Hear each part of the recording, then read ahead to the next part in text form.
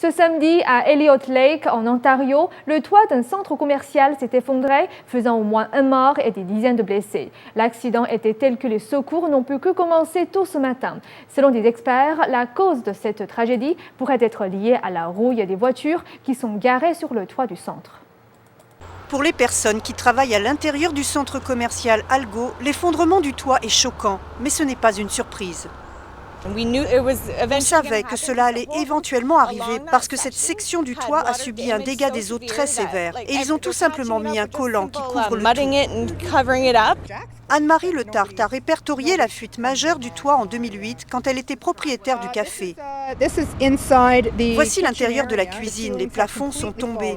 C'est quelque chose de commun dans le centre commercial, ça coulait partout.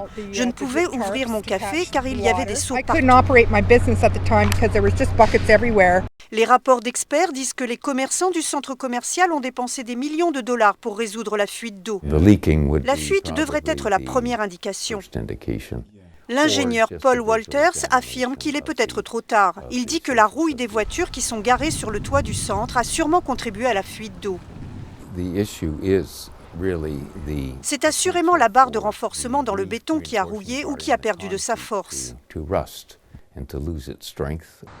Il affirme encore que cela s'est passé aussi sur le béton et les barres des autoroutes de Toronto. Vous pouvez voir ces problèmes à l'autoroute Gardiner, où des morceaux de béton sont tombés, et cela est habituellement dû à la rouille des barres de métal du béton armé. Les gens de la communauté ont utilisé les médias sociaux pour poster plusieurs photos sur les barres de métal rouillées et les fuites d'eau du centre commercial. Mais ce sera aux enquêteurs de nous dire finalement ce qui s'est réellement passé.